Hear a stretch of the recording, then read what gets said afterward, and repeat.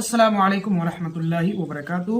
ہم سیکھ رہے ہیں عربی گرامر، اور آپ بھی سیکھنا چاہتے ہیں تو چینل کو سبسکرائب کر لیں اور ہمارے ساتھ جڑ جائیں۔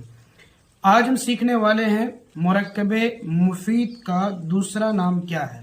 مرکب مفید کس کو کہتے ہیں یہ ہم نے پہلے دیکھ لیا کہ وہ بات جس سے پوری بات اور پوری خبر معلوم ہو، پوری بات سمجھ میں آئے، اسے مرکب مفید کہتے ہیں۔